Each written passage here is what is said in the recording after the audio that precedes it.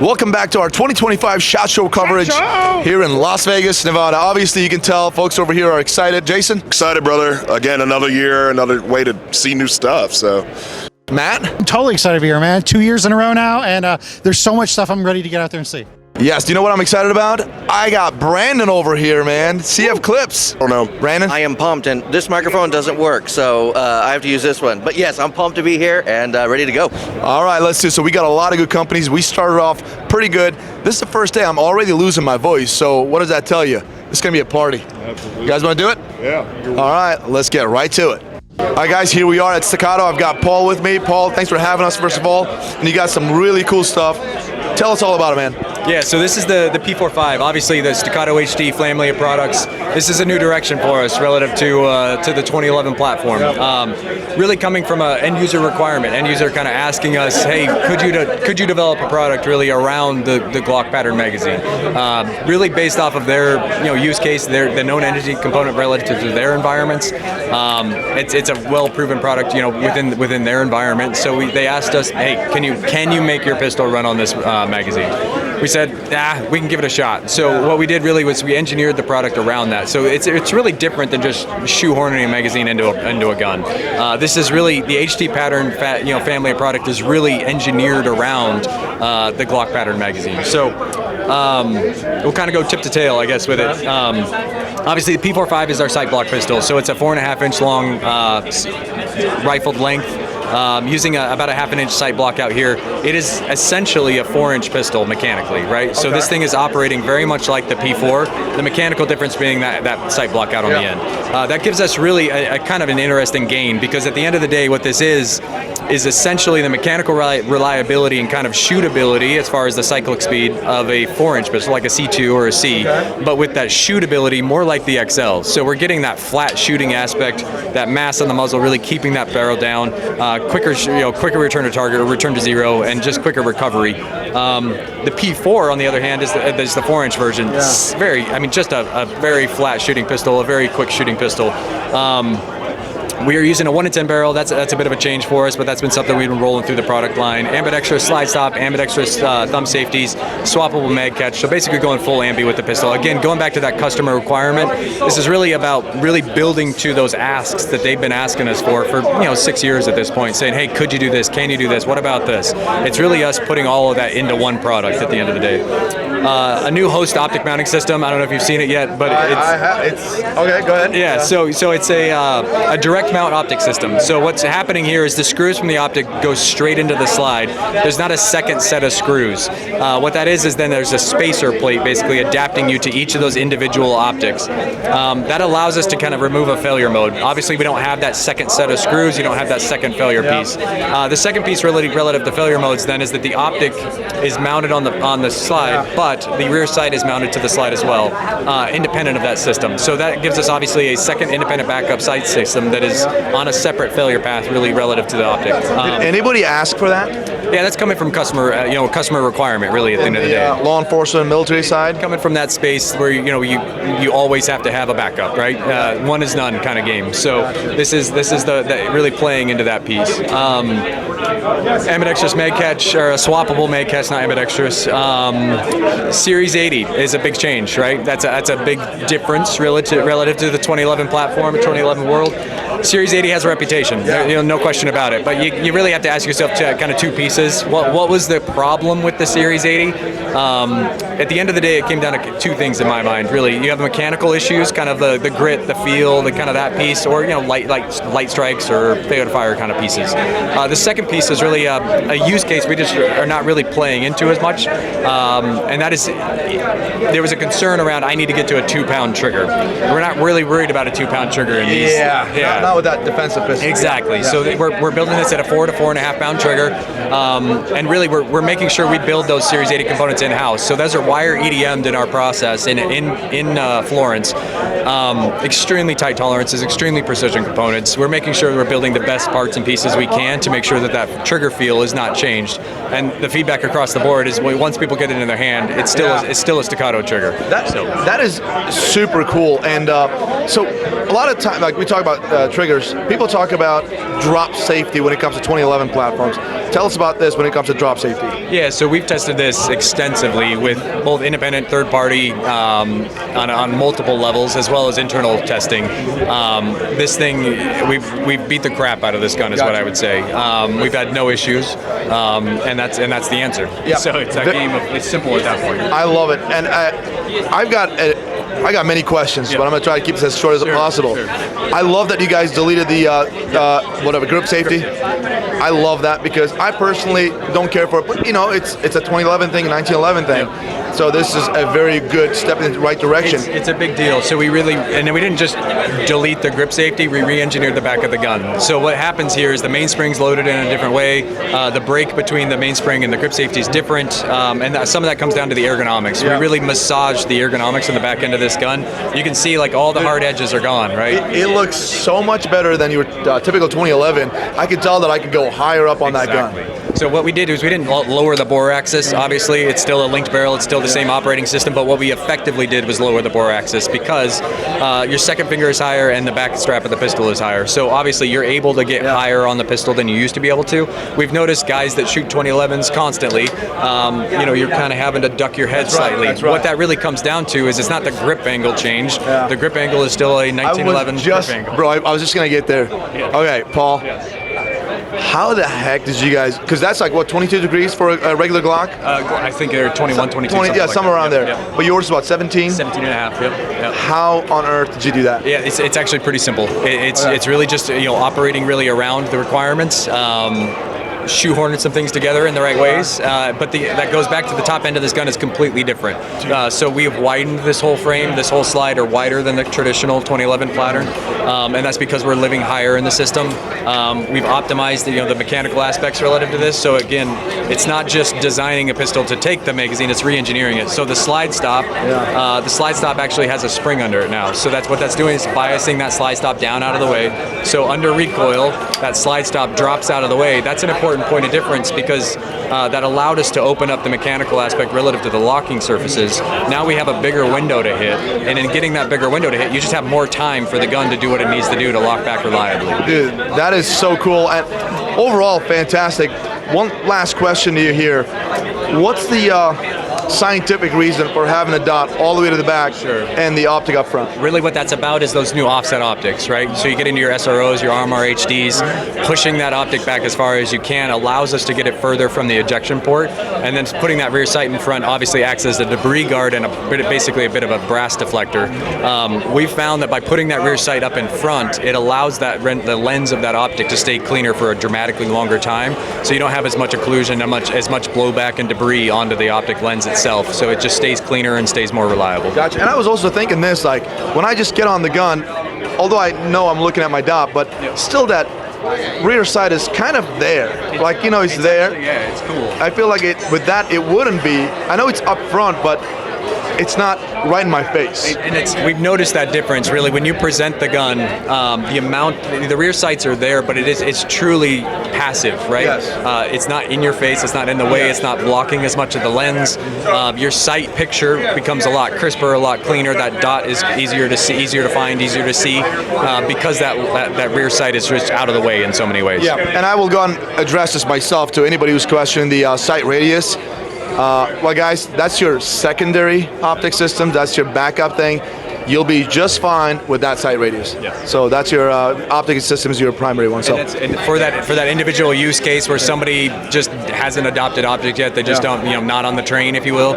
This is very much an optics-ready pistol. That's what its intent and purposes is. The backups are exactly as you referenced. It's a backup sighting solution in so many ways. But we are working on a iron sight plate as well for that individual use case where it's, I'm an irons guy. So we do have solutions for those customers if they need them. At the end of the day, that's not our primary use case, obviously. The primary use case is optic, and that's really what this thing's engineered around is that use case. Ladies and gentlemen, definitely check out Staccato, the new lineup over here. Fantastic stuff. Paul, thanks a lot for your time, man. Appreciate you. Yeah, thank you. All right, guys, we're here at the Taurus booth to kick off our SHOT Show 2025 coverage, and I'm here with another Matt. How's it going, sir? How you doing? All right, and we're going to cover some of the new line of pistols from Taurus. This is the GX2. the GX2, and we also have a GX4 here as well. Okay. So I'll show you guys both of those. Absolutely. All right, so the GX2 is an affordable carry gun or home defense gun. It's very good for first-time users. Polymer, striker fired, comes in either black or stainless. What I really like about this gun, especially for the intended user, the end user of this gun, is that unlike most striker fired guns at this price point and in this size, it has a redundant safety. So you have a 1911 style safety here, sweep up or down to either engage or disengage the safety. And you also have the trigger safety like most polymer frame guns do. Sure. So that gives a backup that makes it much easier to be safe with the firearm for someone who's newer to guns. So this is an ideal gun for like a first-time shooter that wants something to protect themselves and their loved ones. Now, someone with a little more experience, I'd say go with the GX4.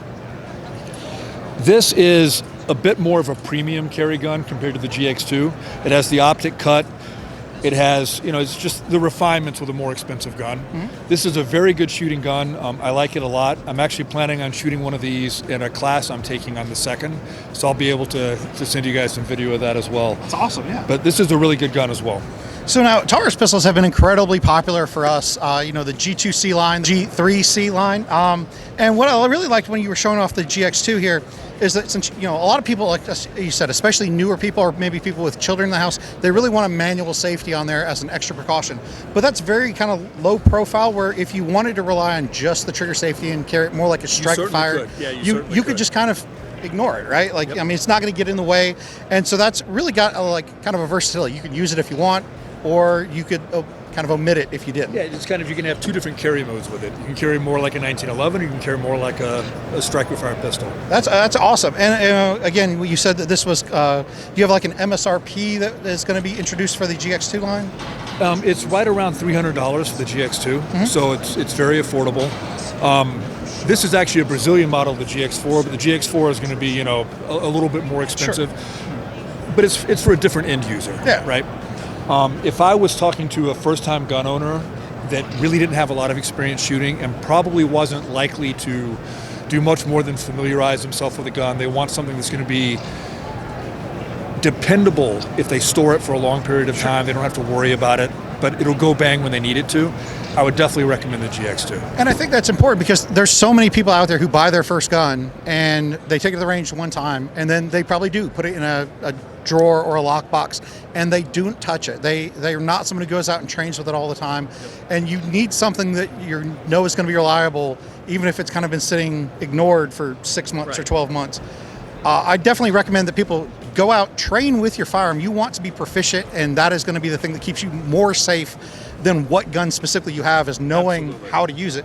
But it is good to know that, because that's true for a lot of people. Well, it's the reality of it, right? And I mean, I'm a big believer in training and actually like using competition to sharpen your skills and all of that. But that is not realistic for everyone. And it would not be fair of either myself or Taurus as a company to ignore the large demographic of users that aren't going to be that kind of shooter. Right. And they deserve to be able to protect themselves as well. Absolutely. So I think it's fantastic. We've got a new kind of entry level, and then a little bit more of a higher end for the people with a little bit more experience. Taurus always coming out with new products. Again, super popular handguns with your previous handgun lines, and we love the TX22 22 caliber pistol. I love the TX22. Oh my God. It's so much fun to shoot. All right, speaking of the TX22, we've got some really fancy ones here. So this is a great pistol for, say, Steel Challenge competition. It's very popular in that. Or if you just want something where it's affordable 22 ammo to go and practice at the range. One of the really interesting things about this is that the optic is actually mounted on the barrel. Oh, okay. So the optic doesn't reciprocate when the slide reciprocates, which gives you less movement for the dot. Not that there's much movement on a 22 anyway, right? But with this feature, that dot stays remarkably still. So I really like that a lot. Really nice trigger on these, nice and crisp, right? This is very popular with competitors, like I said, in Steel Challenge, shooting rimfire, or shooting some of the rimfire matches. And it's a blast to shoot. They're so much fun. And this is the TX22 competition model. Yes, it is. Yes, it is. And you don't have to get the competition necessarily. So you can get one that is more like a regular handgun, right? You can have an optic mounted one where the optic is mounted on the slide as a good way to train. So you can train with affordable ammo, and then those skills will carry over to actual carry ammo or defensive ammo. And I don't think that there's anything that's probably more enjoyable of a time to go shooting, like when you just want to enjoy yourself, as steel targets with 22, like So much fun. fast firing, little recoil, and the positive feedback you get with every one of those dings. It's like a little dopamine burst in your brain. It is so much fun to shoot. It's one of you hit the nail on the head. It's one of the most affordable and enjoyable ways to practice shooting and just have a great time with it. All right, so we have the 92s and the 1911 wall here. Yeah, and I'm going to admit that I am, kind of a traditionalist at heart when it comes to firearms. My two favorite platforms are actually the 1911 and the 92 platform. Okay. I use variants of the 92 from another manufacturer, both in the military and as a policeman. And I've done the same with the 1911. And I actually shoot two 1911s from Taurus in competition now in IDPA, and they work phenomenally. I had them cut for optics, and I did a little bit of a trigger job on them, and they're fantastic, right? But here's the thing about 1911s, is that you can spend thousands of dollars on a 1911 and still have to do a trigger job and tweak it when you get it. I was amazed, and I first got my two Taurus 1911s before I had a professional relationship with Taurus. Mm-hmm. I was amazed at the slide to frame fit and the quality and the reliability of basically a $600 1911. Now, like I said, I did do a trigger job on mine. I did cut it for an optic.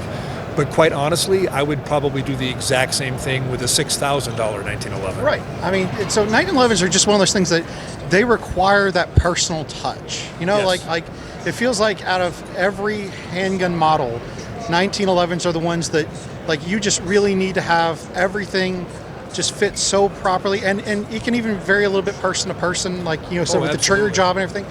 So I think that there's something to be said about, hey, if you're already, it's kind of like building an AR. You could buy an AR and then spend $1,000 customizing it, or you can put one together with all the parts you want from the scratch. You could start with $1,000 plus 1911 and then do all the work, or get a $600 1911 that is.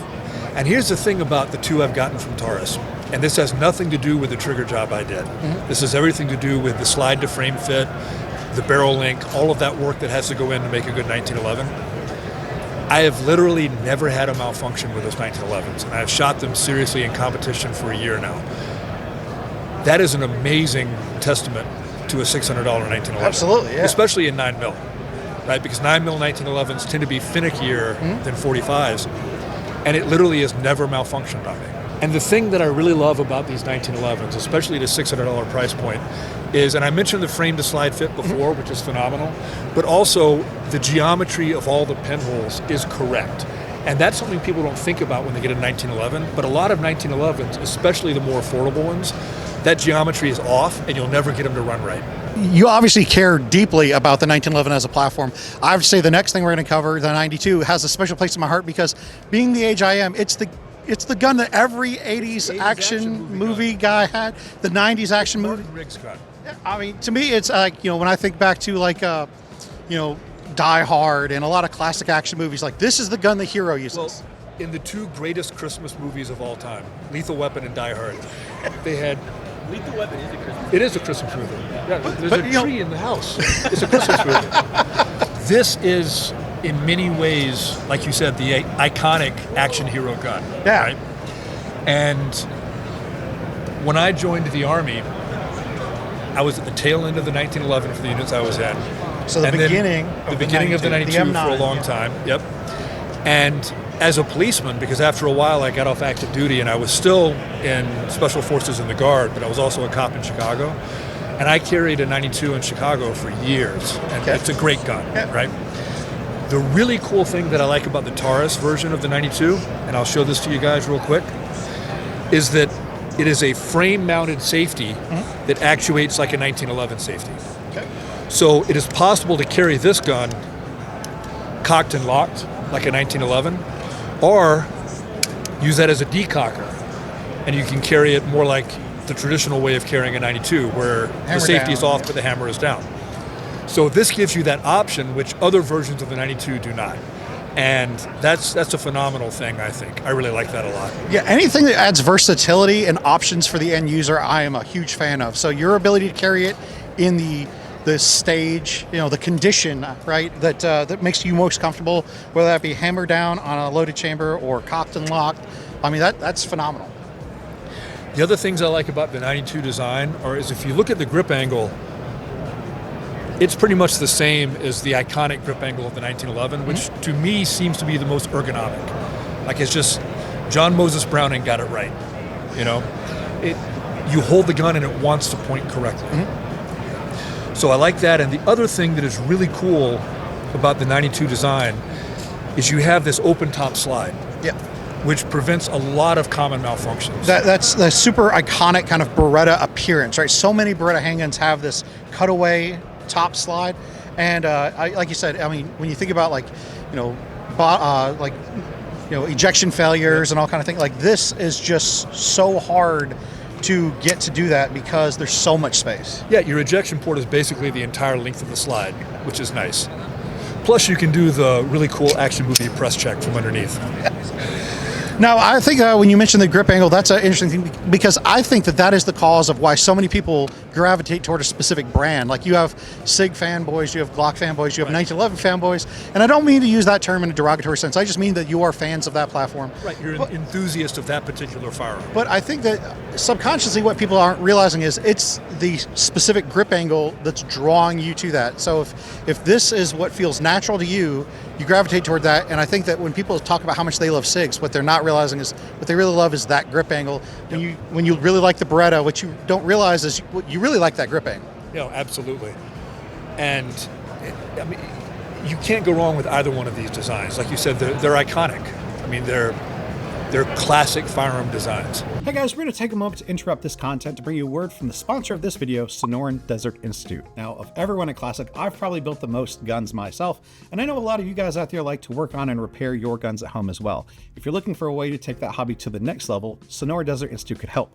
The online courses at SDI cover a broad range of topics, including armor certification, gunsmithing, ballistics, woodworking and gun finishes, sports shooting management, and more.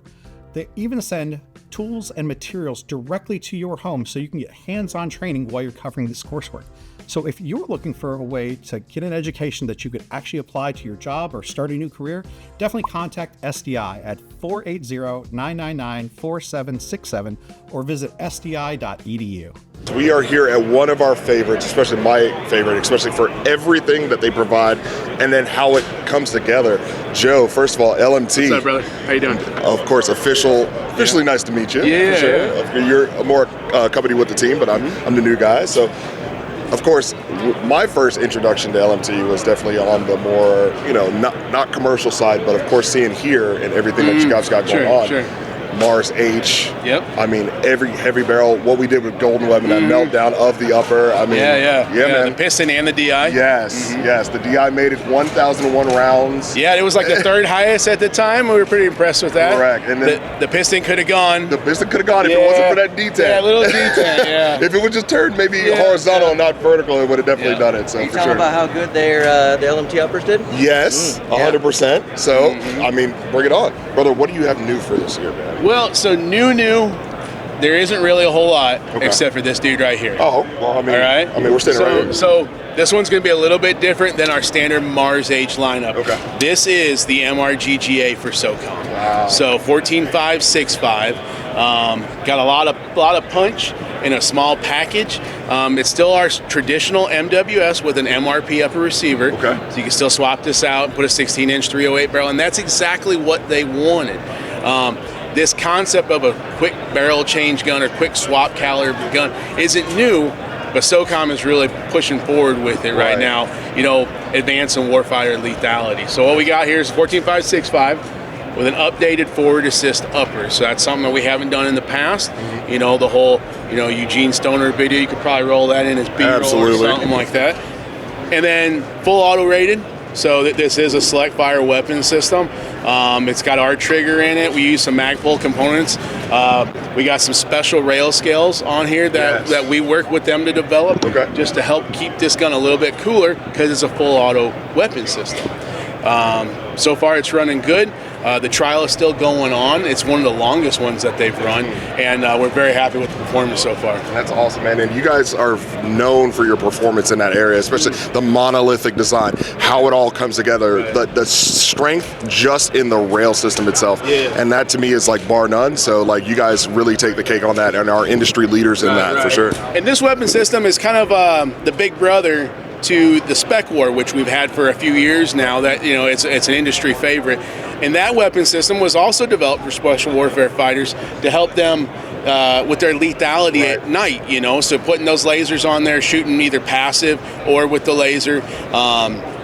And being able just to maintain that lethality at distance, no rail flex, a lightweight, durable system. SOCOM chose it. There's a reason why, right? So you guys are tough, hardcore, and we love it. Right, so, absolutely. And we're looking forward to see the outcome of that MRGG program. We're one of 2 left, and it'll be interesting to see what happens. The neat thing about this is the weapon system already has an NSN, so I mean, whether it's picked up in, by U.S. DoD or not, it's still purchasable by those NATO units and stuff like that. So you'll see a lot of deployment on this weapon system in the future, probably. Absolutely.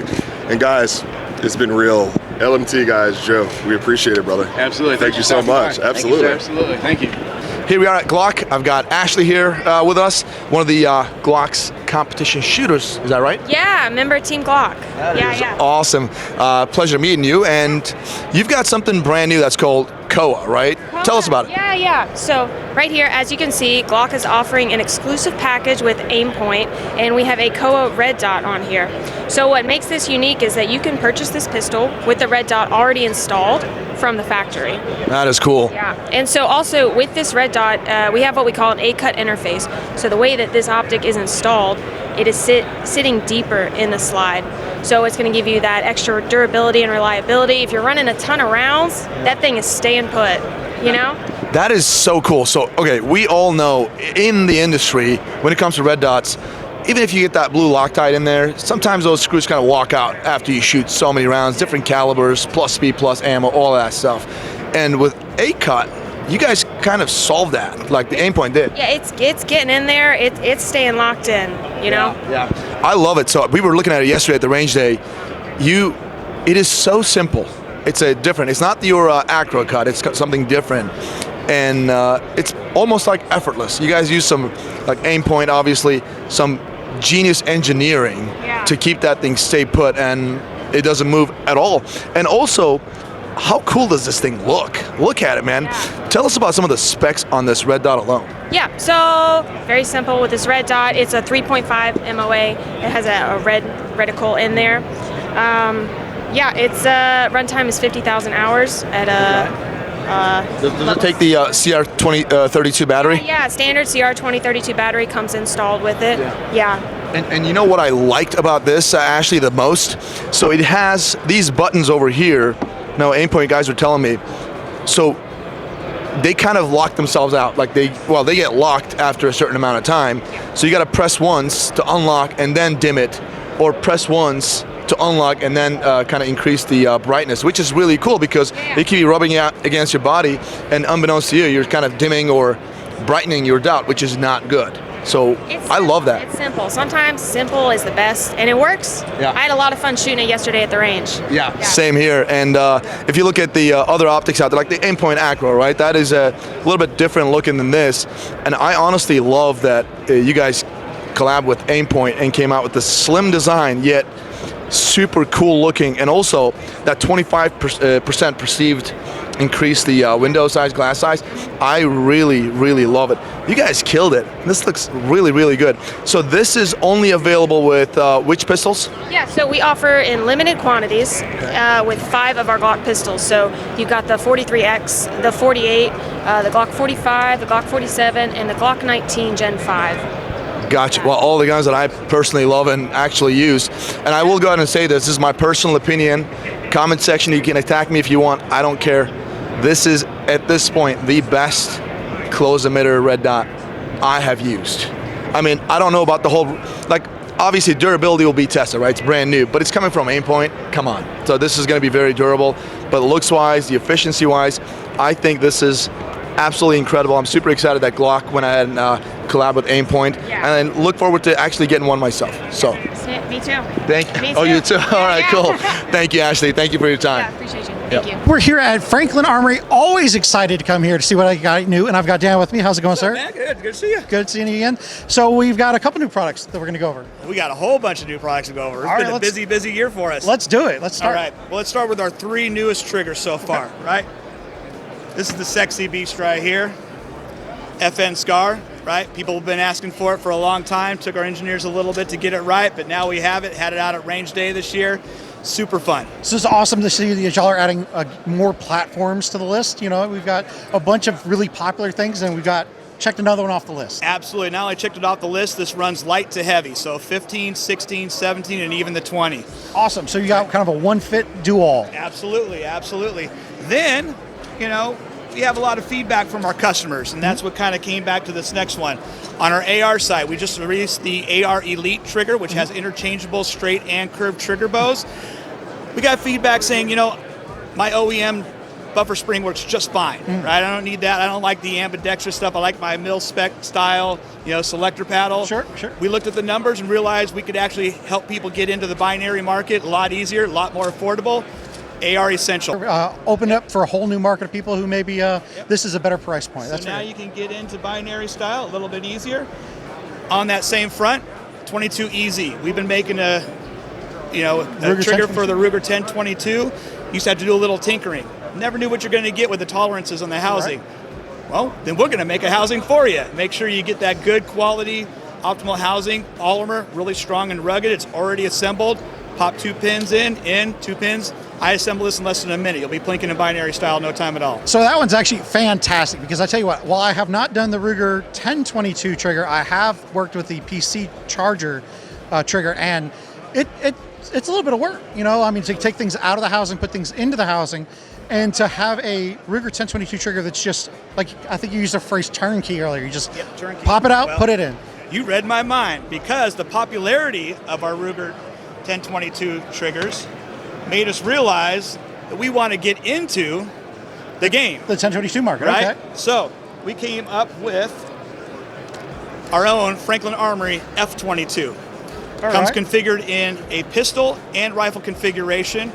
We make our receivers, right? Already comes with a binary firing system already installed by our armorers. Partner with SB Tactical to get some really nice furniture on this, the chassis and the brace. We also will be able to pull that out later, but we have the same receivers, a nice longer bull barrel on that, but with a nice Hogue stock on it for the rifle configuration. So the Franklin Armory F22 gives you that complete firearm, binary style. Great price points on that too. Very enjoyable. So I love the Ruger 1022 platform, as do so many people. It is just like one of the kind of keystones, I think, of the 22 market. And it's always been amazing to me that you could basically put one together using no Ruger original parts. And here we've got effectively y'all's original rifle that is, that same platform. But, you know, it's awesome that, again, if you want to get into it, it's just ready to go out of the box. And then this guy's been barking at us for a while here. That's why I had to go down there and calm him down. We won't tell people that I dropped one that got on my We toes, weren't right? supposed to say anything. Osprey Defense. A few years ago, we acquired the Osprey Defense gas piston system to work with our F-17 line, the world's first gas piston-driven rimfire rifle, right? 17 Winchester Super Magnum. As we narrow that down to the more contemporary handguards, really nice low-profile gas piston system. We wanted to find a way to make it work in the 5.56, right? Regular AR platform. Took us a few years to get it right. We had the 16-inch out here last year. We had guys on the range firing it, suppressed and unsuppressed, because it's self-regulating. Really enjoyable experience. As we started trying to figure out how to make it work in the 11.5-inch, we came up with a brilliant idea, our engineers. Eureka. Forward venting gas system, right? So not only do we maintain that self-regulating, so again, fire suppressed, unsuppressed, without any adjustments. There are no adjustments to the gas block. That gas block is forward venting, now comes in 16-inch and 11.5-inch with either a pistol brace, again, gotta love our brothers over at SB Tactical, or SBR with a nice mod pods or a SOP mod stock on it. All right, but you're getting the updated design with both the 16 and the 11.5. Correct. The 16 and 11.5 now feature that forward venting, self-regulating design. Super awesome. We had guys out there again this year firing suppressed and unsuppressed. You can't feel the difference other than your ears. That is fantastic. So I know a lot of guys do like to do the piston conversions on ARs. You know, there's nothing wrong with the direct gas impingement, but I mean, being a big AK fan myself, I love the piston design. And so to have that in a thing you don't have to tinker with, it's self-regulating, no adjustments necessary, is fantastic. Yep, and the best part about this too is we will have them complete firearms assembled with either the binary firing system, or you can get it with a, tuned traditional semi-automatic trigger, or we sell the complete uppers in both 16 and 11.5 inch. All right, so if you're a guy like me who likes to tinker with his guns, you could go with just the upper and then put everything else together yourself. Or if you're somebody who's just like, hey, I'd rather set it, forget it kind of thing, you buy it straight out of the box, ready to go, and you've got that really cool gas piston operating system that's self-regulating with the binary trigger already installed, so you don't have to do any of that gunsmithing yourself. Dan, I think these are all really fantastic options. I think, again, these new triggers are going to be really popular. I definitely appreciate you taking the time here in the show to go through all this with me. We love classic firearms. We're so glad to see you. Thanks, Dan. Thanks for coming by. Here we are at the Mossberg booth again, here with Jeremy. First of all, thank you for having us, brother. Thanks for being here. Yeah, thanks. And we want to dive into, obviously, what's new? There's a tag even. It's new! So we do. We have a couple of things that are new. The one that a lot of people have been talking about is our R and RM. Okay. And the R stands for rotating safety, and the M is magazine fed. Okay. We also have it in a tube version, but for the looks, come on, that's pretty cool. It's giving ultimate Terminator vibes for sure. It really is. And a lot of people don't realize it, but because the magazine holds the weight back into the middle of the gun, very well balanced. As long as you're at 10 rounds. You start getting the 15, 20, it can get a little ridiculous. Right. But with the 10 round magazine, very well balanced, very easy to shoot, and very easy to shoulder and move around. So. Absolutely, especially with that, thumb safety, you got, AR-ish style control, something that's synonymous. Everybody can use it. You don't have to relearn anything. Yeah, and that's the idea of it, right? So, look, I am not the hugest fan of a pistol grip on a shotgun because it focuses a lot of the recoil into your hand rather than into your shoulder. Right. It's easy to get lazy with a pistol grip, but there are times when a pistol grip makes sense. And for some new shooters that are coming over to a shotgun from an AR platform, the ability to have those, not identical, but you keyed off on it, it's similar enough to where there's not a learning curve. Right. In little things, like we went with a flat trigger on this, and people go, well, you're just jumping on the flat trigger bandwagon. No, actually, the flat trigger just makes it easier, so if you change the grip, you can still reach the trigger. So 100%. we put a lot of thought into it with those little details. Another thing we did was we had to change the entire receiver so that we had a straight line, because with shotguns you have a comb. Yeah, somebody dip down, yeah. So on a lot of these guns, the collapsible stock would be a good inch lower, and you're trying to take a cheek weld with that thing, it's on your chin, and it's literally beating the hell out of you. Right. And for a newer shooter or a younger shooter or a smaller shooter, that can be debilitating because they never want to shoot the gun again. Right. So and you never get a second chance to make a first impression, so that's for sure. Absolutely not, especially with a shotgun. Absolutely. So the engineers did a real good job with that, and you can see we have QD swivel points all over the place on it. The intent, I think, is that this gun is meant to be slung like a modern gun. Right. Okay. With some of the legacy guns, our 590s, our traditional stock guns, it's you can sling them like a modern gun, but they were meant to be slung just with old carry strap. It makes sense. when we were kids. Right? I know. So this is obviously available in 12 gauge. Now, do you have plans to do 410? If the market expands to the point where we're getting at where they're asking for it, we will absolutely look at that. I don't know about a mag-fed version, but certainly a tube-fed version. If it's trending that direction, we wouldn't be opposed. And sub-calibers right now really are popular. Right. 20, 28, 410. Yep. So, So we got interchangeable stuff here now. Can I throw any stock on Yeah, it? any stock, any grip. Okay, You can do wow. that. Okay, so that's awesome. Yeah, Chisel Manufacturing is doing an aluminum version of this, which is also really cool. Not going to be cheap because Chisel stuff is primo, but it's really cool. We also prototype. Bring it out, guys. It's cool. We also did a collaboration with Wooks on one of ours that we did. Now, the gladiatory furniture on this, Yes. that would be a vibe. It would be a super vibe on this thing for sure. And you could do that, and you could do that. Wood on this, it's just cool. It's cool. It's a vibe. It'd be cool. And we make it in the magazine fed and the tube fed version too. Okay, so that'd be awesome. Yeah. So man, talk to me about this one that's here. So this is our 940 Pro SPX. Oh. So our special purpose shotgun, and the special purpose on this one is, as you can tell, it's been set up to be a defensive shotgun. Yes. We went with the Vang side saddle because the Vang stuff is the best. Okay. In all honesty, it really is. And anytime we can associate with friends that build a great product like Vang, we're gonna do that. And they're great guys on top of it all. So the 940, when we went to the 940 from the 930, the gas system was redesigned. It has been continuously refined since then. Okay. These guns are tanks now. You know, it used to be with the 930, you'd have to clean it every 500 rounds or so. We recommend 1,500 rounds, but if you're shooting good ammo, I'll tell you, honestly, every 2,000-3,000 rounds, I pull my gas spring out, smack it, knock the carbon off, throw it back in, and I'm back in. The engineers did a fantastic job. A couple of the things we did with the SPX, you'll notice it has the new safety. Okay. And it has the new sights. So these sights were born out of our professional guns, which are our law enforcement. Okay. And those sights were designed to do a couple things. One, they needed to be super low profile because they were going to fit into a rack. Right. We maintain that low profile because the other thing it does is it forces the shooter to get their head low on the stock. Makes sense. So many people are used to shooting ARs where you can be chin welded. Right. You chin weld on a shotgun, it's going to beat you like a redheaded stepchild. Okay. You know, it's going to smack you around. So we kept the low profile sights. It keeps the shooter's head nice and low. And these sights are set up so that with modern tactical buckshot, meaning like the low recoil stuff, you're looking at being on target at 25. With the same sights, using a low recoil slug, a 1 ounce slug, moving at I think it's 1,200 feet per second. Same sight picture is going to keep you on target at 75 yards. Wow, that's awesome. So the barrels are good, the sights are good. You don't need to be adjustable.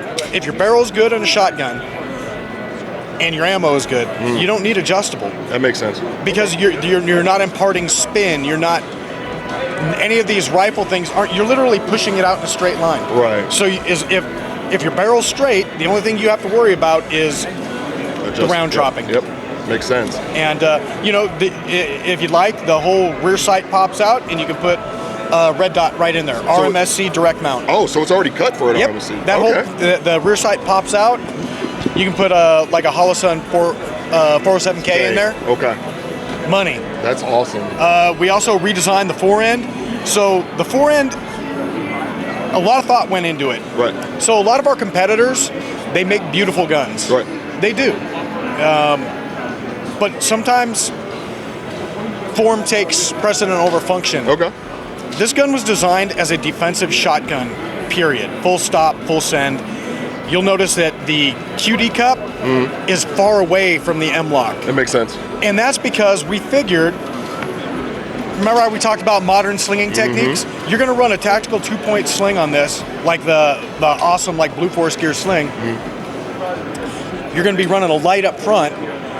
Where's your hand going to go? Yeah. You know, when these things are jammed up, you always have to make a decision. Well, am I going to mount my light or my sling there? Now, it's done. It's set. You can run it like you would run a traditional AR. Exactly. So your controls are going to be in the same place. We run that nice and high so that if you're in a high round count training scenario, you don't have to worry about your thumb getting burned. Right. You know. And that's a smart move. I mean, especially let's say the traditional, some guy's going to use this on patrol. You need to be able to have that ability to sling and still not get bound up in it. Yeah. Or for the guy who's doing breaching, nobody ever really thinks about that. He's got to sling that behind him. He's got to make sure he's got a hand on it to actually get it, so he doesn't get bound up in his sling. So that's awesome. Yeah, a lot of thought went into it. We're real happy with it. We even redesigned the bolt release. Wow. You know, because with our guns, we don't have that third button like a European gun would have, where it drops the cartridge. You load the magazine tube, you run the bolt, and that's it. Right. The downside to that is that means that this is susceptible to inducing malfunctions unless it's protected. So you see we have a shroud around it. We call it the squatty potty. Okay. So we have a shroud, and we actually recontoured, and we changed the spec on the inside. So now, in order for this thing to release, it has to be a purposeful movement down, and bumping it won't do anything. So I can come back here, I can bump that, I can hit it. Right, shield it, yeah. And it's not doing it. Once it's dropped, if I want to unload it now, I can still lift it, but it's a purposeful movement of lifting it where I can get shells out of the magazine tube. Makes sense. So a lot of thought, a lot of blood, sweat, and tears went into these guns. And we see it, and we appreciate it for sure. I mean, look, you guys got everything built in that you would need for a purpose-built tack driver. So, awesome. Jeremy, appreciate you, brother, for breaking it down for us. This is awesome. Thanks for coming by. Absolutely. Enjoy your stuff. Thank you. Absolutely. And continue to watch our SHOT Show coverage, guys, here at Mossberg. All right, here we are at CheyTac's booth, and obviously Radical Firearms. At the same time, we've got Nick from Radical Firearms or Radical Defense, and we've got Brenda from CheyTac. She's the CEO, owner of CheyTac. And we're going to talk about, obviously, this iconic weapon system, the M200 Intervention Sniper Rifle, which I love, but I can't afford, but maybe someday. And we're going to talk about that. So, Brenda, Nick, thanks for having us here. Tell us about the gun first, Brenda. Tell us, and also, actually, you know what? Tell us about the company first. Well, CheyTac's been around. This is our 25th anniversary in 2025, so we've been around for a while. But what we're best known for is extreme long distance. We hold the world record. Most people know the gun from like the Shooter movie. The movie Shooter with Mark Wahlberg. Yeah. Okay. So, but we are very, very famous worldwide for extreme distance. And we hold a lot of combat records. We're out to 1.5 miles, 2 miles, things like that. So the gun itself is a constant performer at distance, always. And it's been from the History Channel, it's got its own IMDb whole page because it's been in so many movies, so much television. It's got its own anime channel. I can just keep going. Call of Duty. Call of Duty. Yeah. It's in a ton of your favorite, shooter video games. We just have the unicorn of guns. So it was my job. I came in about 4 years ago, and it was my job to take this gun, and we went part by part to make sure everything was absolutely perfected. Yeah. And then we have now created, with Radical Defense, RD, a new suppressor system in 375 and 408. Oh, that's perfect. And yes, this is a very iconic weapon system, which I love. It is so awesome. It's been everywhere. I know you guys got many countries in the world. You guys got government contracts. Yes. It is incredible. And the chambering is what? 375 and 408, and it's actually got an interchangeable barrel system. So most of the militaries worldwide will order this in what we call a deployment kit, which is the gun itself with the 2 barrels, and they can have 2 and 408 or 375 and 408, depending on what they, what their mission is, what they need. So freaking cool. And you guys got partnered up with Radical Defense and put a can on that thing. So Nick, tell us about the can, man. So we've got 2 different variants here. Because we 3D print, we do additive manufacturing, we can do some pretty advanced geometries. So one we have with an internal brake, essentially. Based on the geometries that's inside the can, we can slow down the gases, which allows the gun to function properly without kicking the shooter to death, right? The other one, we have an integral brake that's on the end of the actual suppressor itself. So just 2 different models here, but again, it's all because additive manufacturing. You can do wild stuff that you can't do with traditional machining. We can do with additive. Perfect. Was anything requested by a government entity or anything like that, or you guys kind of saw a problem and wanted to solve it? We're just working with Brenda and CheyTac. If they come to us, they provide us with whatever their problem is, and we give them that solution. That's really what we do for anyone in the industry. It doesn't matter who your customer is. You just tell us what the requirements are, and we're going to develop the system for it. That is really cool. In Haynes 282, which is an indestructible, an amazing alloy. That is really, really cool. Man, I can't wait to try that thing out, which Brenda, we're going to do some stuff. Yes. And Radical Defense, obviously, we love your stuff, which I will be talking to you about other stuff that you guys got. I love your rifles, you know what I'm saying? But really, really a cool company. Thanks a lot, Nick, for that. Yeah. So, Brenda, tell us about some of the specs of the gun. So we've got you got your interchangeable barrel, the barrel lengths, obviously. Did the barrel lengths stay the same? Yes, Okay. at this time. So, and honestly, I think what's probably most important to talk about is the new M200 that's coming out in 2025 has the new bipod. Yes. So that's something that I showed you. You know, it's kind of hard to make perfection better. Yeah, Like, I agree, we yeah. really inherited Yeah. a perfect weapon system. So the only thing we could do is learn to manufacture it in an absolute perfect form. Yeah. So it's a zero tolerance throughout the entire, weapon system, which, as you know, with long distance, it's frequency, it's vibration. You have to make sure the gun is stable and that the frequencies that run through the gun when it's shot are balanced and perfect. So when you, little tiny things, when it, at a short distance, when you're at 2 miles, it just turns into so much more. Huge, yeah. So perfection matters when it comes to long distance. What I love about what we're doing is the new bipod, which is something that the warfighters basically helped us design. We hire a lot of military, so our engineer is 82nd Airborne, Luke Smith, so he actually helped design it and then got a lot of feedback from warfighters and law enforcement to be able to build the perfect bipod for this gun system. But the other thing too that I want to make sure we don't forget is Iron Monkey did a gold plate. Oh my God. version, and that is incredible. So, and I wish they were like. Iron Monkey, a gold plate, CheyTac intervention M200. This is insane. So they're here. So come on. All right, come on over, man. Iron Monkey. So how's it going, man? Kaya here. What's your name? Austin. Austin. Good So to be on Classic again. How's everyone doing? Clint still owes y'all a gold gun giveaway from last year. So looks like we got to do it now. Brenda, can we give away a CheyTac? Well, Kyle will pay for it. You know what I'm saying? With my soul. No, Kyle will pay for it. Yeah, with my soul. I will pay with my soul. Yeah, that's it's it. not that much, but we'll work something out. We'll work something out. well, it's an absolutely stunning unit. Everyone sees it. It's got the Night Force optic that's made specifically for the CheyTac. That cost me more than the gun itself, so it's really hard to get, and they're just. Yeah, I know all about it. Yeah, this is. I only have one soul. I'll just give it to CheyTac. Yeah, exactly. But what's so exciting about this is I called Brenda and I said, hey, Brenda, I have this crazy idea. And she's like, we're all for interesting ideas. We have a lot of gold at this show. We've absolutely been dominating. We've got a gold Barrett over there, just M1919, got a belt gold feds. mic holder there. Oh, yeah, of course. You know what I mean? But yeah, as we start to take over this industry, I always had it in my heart to do the M200. So iconic.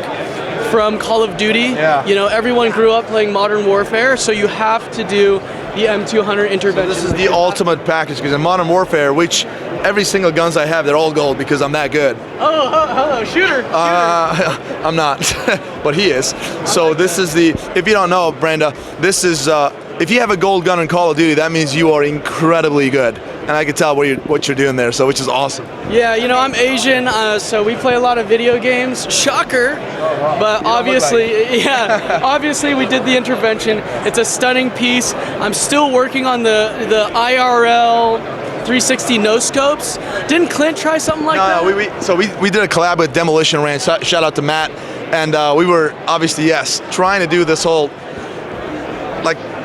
no scope. You have a sniper rifle. You just kind of turn around and just one shot, one kill, which I couldn't do it. I mean, we couldn't. None of us could do it, right? Rest in peace to all the classic firearms cameramen who fell that day. But you know what? It's absolutely stunning. But great job, man. That was awesome. Pleasure meeting you. Couldn't have done it without Brenda and obviously the awesome guys over at Radical making the beautiful suppressor. It's a great collaboration. Such a cool can, and I can't wait to bang out another 100 rounds to these things. Check in my life insurance policy, get some 408. You know what I mean? That's awesome, man. Thanks a lot for that. Thanks, y'all. Thanks, dude. And Brenda, this is absolutely fantastic. Thank you. We're gonna have to do something together. Yes. All together. Yes. Including Radical. Stay tuned for that, guys. Check out CheyTac, fantastic company. Perhaps us visiting the factory over there and have a good time. So that's about it. Thanks a lot. Appreciate it. Thank you. Nick, thank you, man. Thank you. Yep. I'm here with Bill at PTR, and of course, we're huge fans of PTR because they're pretty local to us. Y'all are down in South Carolina, we're in North Carolina, so that's fantastic. Yeah, you gotta love the Palmetto State, baby. That's right. I'm a South Carolina resident myself, and happy to be here. So, tell me, Bill, what is it what's new for the show you want to show off today? Okay, we got a bunch of goodies. You got a couple minutes? Yeah, man. Are you ready for this? Let's do it. All right, let's start at the top and get you to the 63. You ready for this? Yeah. All right. So the 63 is we have teased this, we have promised it, we have designed it, redesigned it. Guess what? This week, she's in production. It's here, all right. This week, she's officially in production. Now, what is the 63L about? Let me tell you guys. This is the perfect marriage between an AR and a roller delayed blowback system. What is that perfect marriage? It's an AR mag, it's an AR grip, and it's got the bolt hold open, so you've got the paddle release. Okay. All right? And you've got the ambi mag release, both sides. Right. So it's that perfect marriage that is going to be able to take those AR guys that have built 5, 6, 7 guns, they've done every configuration, every barrel length, and they've gotten tired of them. They want something new, something exciting. Right. Time to teach them what a delayed blowback system is and get to a real battle rifle again. All right. Do you know what a delayed blowback system is? Yeah, so generally speaking, when we talk about most semi-auto rifles like ARs, there's some kind of gas system that unlocks the action, and that is what allows the rifle to have the pressure in the barrel, the bullet escapes, the pressure drops to a safe before the action opens. In a delayed blowback system, there's not really a locking action. What happens is there is a delaying mechanism so that there's still direct blowback where the pressure from the round is going to push the bolt open, but something mechanically has kind of a disadvantage has to be overcome to delay that enough for the pressure drop. I mean, you're right there. You've got it. And a lot of people don't know what that's delayed blowback. That's why I wanted to go down that rabbit hole just a little bit. Sure. Yeah, there is no locking lock. The breech does not lock. There are ball bearing rollers that are wedging themselves into place, holding it there. That perfectly times the moment the projectile has left the barrel before anything begins to move. And so for a lot of guys who are more familiar with things like ARs, it's going to be a little weird because there's no gas tube up here. Like this is not a gas tube. This is just like a tube for the charging handle, right? Correct. Correct. And see, the beauty of the 63 is because it's a dual function. Everybody knows the HK style platform. You've got the charging handle, you got your HK slap, right? That's right. Okay. This one you'll do that on your first mag, but because it has the bolt hold open, now you're using the side paddle. So that AR training kicks in and you're running again. Yeah, you get that manual of arms that you're very familiar with from the whole AR world and all the training you might have done with that. Yeah, correct. So that's why we're so excited about this. It's going to bring a whole new rapport of people into the delayed blowback. And I think that's fantastic because, I tell you what, guys, if you have kind of ignored the HK style firearms, those roller delayed blowback firearms, I think what you're really missing is the smoothness of a roller delayed action. It is incredible to feel the recoil impulse on a roller delayed action because it is one of just the smoothest things. What it actually does is it takes that blunt force and divides it into two. What do I mean by that? There's the round going off, that's your first impulse. The projectile has left the barrel, now the action cycles. So it takes that impulse and stretches it out. So that is what you call very smooth.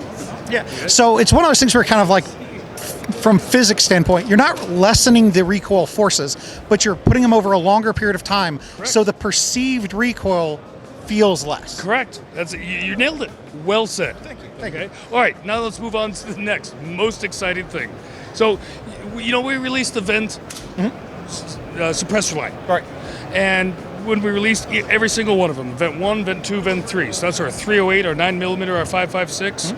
Number one high-strength suppressor ever tested by Pew Science in the industry. Yeah, I saw the quote. They're lined up over there. Yeah, right over there on the side there. Now, a year of this now, and we are scrambling to meet demand. People have been asking, they want something a little shorter. Okay, and those are all titanium. So what did we make them? We brought them the Spiritus. Okay. The Spiritus is now this shorter, but it's Inconel as well. So we've gone from the titanium to the Inconel at this point in time. It's still got our revolutionary PIP technology, purposefully induced porosity. Okay, I want that needs explanation. Yeah, let's dive into that a little bit. It really is 3D printed either titanium foam or Inconel foam on the inside of this. Right? So the very first suppressor ever made, one of the most successful ones, was steel wool. That was wrapped essentially in wool and chicken fiber, right? We've been able to now, in 3D printing world, replicate that to a standard that will withstand and withhold, okay? So what we've got now is this lattice structure inside of here that sucks all of the heat energy out of those gases instantly. You take the energy out of the gas, it loses velocity. So it's not got a traditional baffle structure, it's got this foam structure. It begins with traditional baffles, like you would be considered, but this is a 3D monolithic print, so it's printed as a single piece. So it begins with your traditional baffles, and then flows into the foam technology, which slows everything down, pulls out all the heat and the gases, and all of this is a venting surface. So if you guys look at that, we're not just venting gas out the center hole like most other cans do. All of this foam structure around here is venting gas as a giant shush. I mean, that's a remarkable way to modernize kind of that old school, like you said, steel wool, chicken mesh, like. And there's no way to machine this. There's no way other than 3D printing to ever manufacture this, and it is patented. There's at least 7 patents inside this can. Wow. Yeah. That's phenomenal. And I know that, I did not get to attend range day, but a lot of guys from the team were able to go and attend range day, and they have reported phenomenal results. They said they were just blown away by the performance of it and the feeling of shooting. Because, again, if you haven't shot suppressed, and I know that it's growing by leaps and bounds in the industry, suppressors, but a lot of people still haven't gone out and shot suppressed. It is just remarkable how much of a difference it can make in things like, your enjoyment of shooting.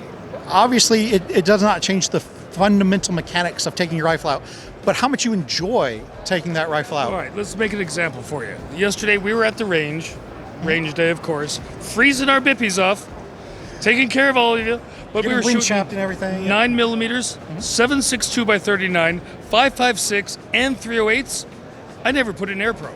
That's fantastic, right? Like it wasn't needed. Yeah, absolutely wasn't needed. The decibel reduction that we're performing with these suppressors is greater than what your standard Ear Pro is going to provide you.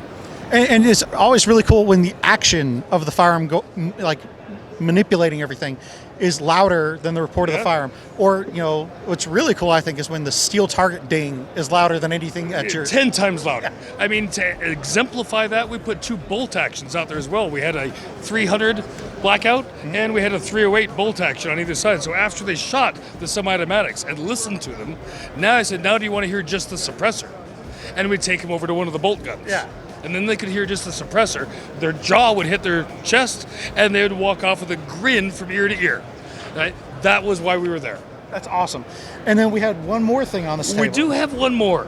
This was a last-minute addition to the PTR lineup this year, and it came out really well. We're really, really happy with this. Looks handsome. That's all right. So this is our. You ready? You ready for this? Yeah. Okay. This is essentially an MP5 that we've stretched out. Right. All right. So this has got a 12.5-inch barrel with a 3.5-inch pinned and welded muzzle brake on her. Okay. That allows us to put our brand new 4-position collapsible stock on it, and we also have the version without the stock, without the pinned and welded, so it's just threaded, so you can customize it the way that you want.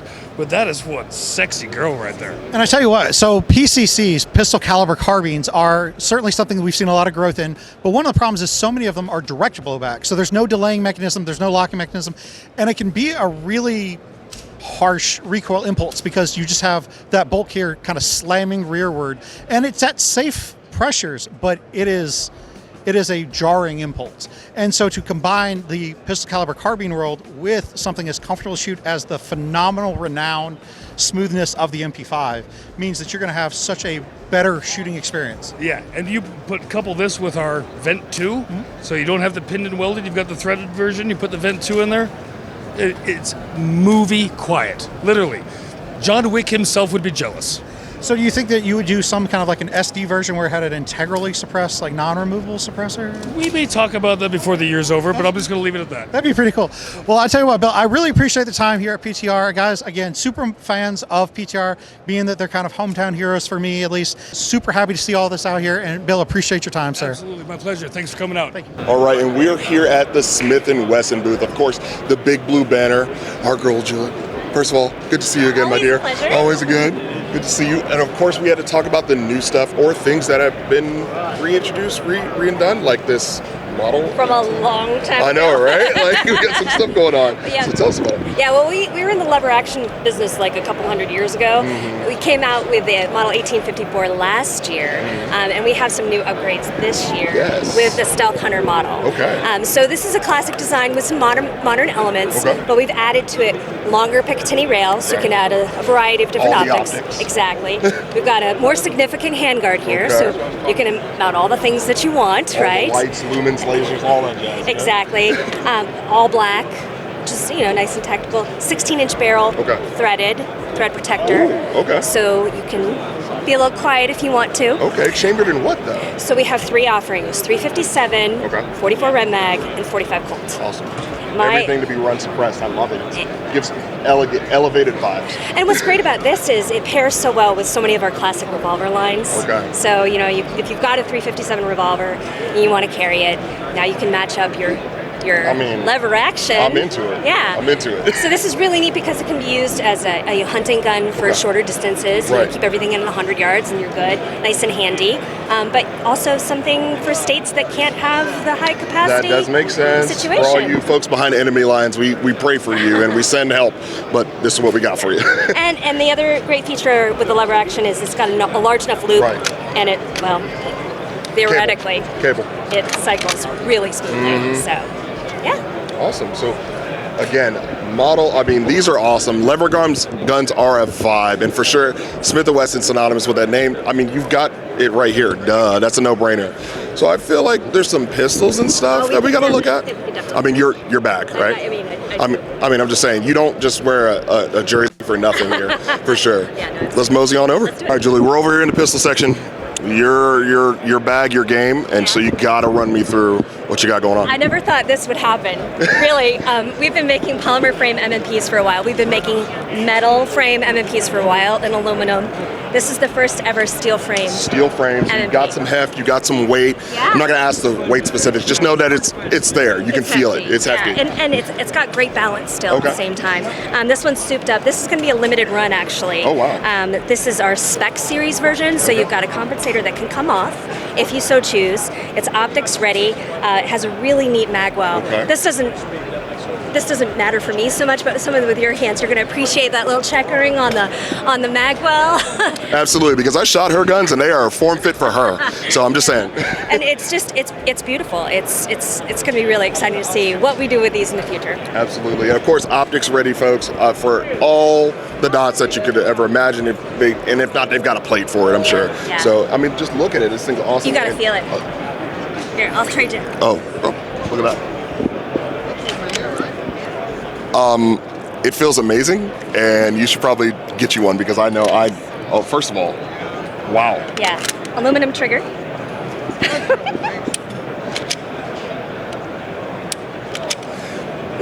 Yeah, make sure you guys check this one out. I'm just saying. She's a professional. I try to aspire to be like you when I grow up. I'm just saying. So we appreciate that. No, my pleasure. Absolutely. And guys, of course, check out Julie. She's awesome. I took some lessons from her at this event that we did with CCW Safe, and let's just say, if I want a future in that, I need to practice more because standing next to her was slightly intimidating. You were still the champ, though. I was the champ. Now that's a great thing. I beat out everyone else. Everyone. Except for the professional. So that's great. I did decide what we were going to do, so I did have that. Well, that makes sense. Rematch. You heard it here first. Maybe I need to bring this out. I'll bring it out. Oh, there we go. Done. Thank you. Thank you. Guys, continue to watch our SHOT Show coverage, and I can take pointers from her. Just saying. All right, here we are at Canik. I've got Aaron with us. And I'm back. He is not back, guys. Not this time. Not this time. I'm back. But he's back with Canik, and he's back with something brand new. So tell us all about it, man. Kai, we got something new to give to the crowd out here from Canik. All right, this is our Canik Mete MC9 Prime. This is 2 years coming of listening to the consumer. Everybody had some input they wanted. People wanted integrated comps. They wanted fluted barrels. They wanted different stipulation aggression. We did it all. We put it all together with the Mete MC9 Prime. Starting from the front to the back, as you can see here. What do we have there, Kai? You got some ports there, man. We've got ports. Yeah, this is freaking cool. So you got one at the 2 o'clock, 10 o'clock, and 12 o'clock. Right, and this is all through engineering. They stated that this is the best way with gas dissipation coming out of the firearm. Mm-hmm. This is going to keep the flattest shooting gun out there. We got a 4-way fluted barrel. We've got a new slide with some very nice cuts in there. Very nice serrations in there. And then also for the camera, you see we have a little something there. A little prime cut in there. That is actually pretty cool that you guys actually staple that right on the freaking barrel. Nice, right? Yeah. I'm moving around the gun here. So as you can see, we have our new MO4 Canik red dot here, which is our new release, and this is going to allow you, fully enclosed, and this allows you to co-witness also, which is a great feature. And then let's move down here to the trigger. This trigger here. Of course, he's going to go right down the trigger. You got it. Got it. Diamond cut, 90-degree flat face trigger. Okay, you're braking at 4 pounds. Reset at 1.3. All right, hold out the trigger. Yes, go that. I'll grab that. You feel that out. Show the people what you got. All right, guys. So, as you guys know, SFX Rivals, Rival S, those lineups, they have this absolutely incredible triggers, which I love. Everybody loves. They just went ahead and just made that pretty much better, more defensive. 4.5 pounds, which is industry standard. And look at this thing, guys. Right here, this is the slack, right here, and I hit the wall right here, and boom, there she is. That's it. This hold is that tight. You got it. All right, there you go. Great for defensive guns. You don't want it too light. You want it some travel. This is very, very important. So you guys nailed it. And look at this reset. For those who shoot off reset, 1.3 millimeters. There is literally nothing there, right? So you're not going to have that dead man's gun. No matter what you do, even if you just barely let go of the trigger, it's going to reset itself, which is huge, because what I'm trying to say is some people will do this. They'll fire the gun, bang, and the gun will cycle, and they won't let go of enough, and they just hit the trigger again, and then they have a dead man's gun in a gunfight, which is really bad. In this case, Canik completely eliminates that. Right. Like, just right there. So, very, very good. What else, man? So, another good thing here is that you'll see the stipulation here, okay? I love it. So 2 things we're looking at here. We have 2 different types of stipulation. You have a more aggressive front and rear, and then you have a little bit less aggressive on the sides here. Reasoning for that is when we're doing in the waistband holster or anything like that, one thing is we'll have aggressive stipulation, then we'll start getting that nice red belly button from all that tearing up. MMP lineup? Everybody knows that, dude. He said that, not me. And then also your main 2 grip points are what? Your front and your rear. That's so we right. put the more aggressive on your back strap and on the front here, all right? We got your flared magwell, and then like I stated before, we have your co-witnessing abilities with your night vision. Tritium sights, and I like that. Correct. And you guys, I know you guys removed this rear sight thing. Let me put, sorry, we're not outside. I can just put that down here. Gotcha. So rear sight is really nice. 2 dots back here, which we'll have it on the screen. Dude, nice small dots to a very big, nice, crisp tritium sight, which is very easy to pick up. So this thing comes off obviously without a red dot too. Correct. Right? Do you guys offer packages? So we have a package, and I'll get to that when I talk a little bit pricing in a second here. Okay, so I want to check the stipples out.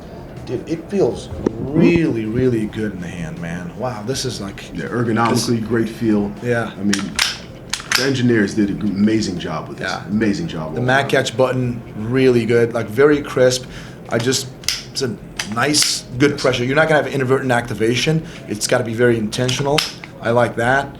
Overall, super slim. Go ahead, man. What else? This Got is your really 17 good. plus 1, 2 mags that come with it. And then also, let's talk about what comes with everything. Because, you know, here at Canik, we don't just give you a gun, you get almost everything with it. So, this is going to be what it's coming in. Of course. A nice premium case here. And then, what's in the box? All right. Justin Timberlake. So also, you have a firearm, you need something to hold the firearm in. So we teamed up with G-Code Holsters. All right. Very nice. Love those guys. Yeah. Great job they did here. So it's going to be ambidextrous holster, lefties and righties. Oh yeah, so you can swap it. Okay. You can swap both sides on that, and it's in the waistband, out the waistband. So it'll come with a clip you could hook up on out the waistband also. So you're getting 2 magazines, your Canik toolkit, you're getting your firearm obviously, you're getting a holster, get an amazing case to hold it in. I mean, that's all you need. Like a lot of times, like when manufacturers make guns, they need to consider the holster compatibility. Holster is so important. Almost any gun you buy, whether that's a little slimline right here or just big guns, doesn't matter. A lot of people want to carry it, and if you don't give them the option with a holster, you're kind of missing out a lot. And a lot of times you purchase a gun and then it takes you how long before you get a holster? You know? Exactly. Then you have a gun lying around. Exactly. So yeah, you get all of that, and then you know what? People want to know something. How much for all that? $2,000, $3,000? No.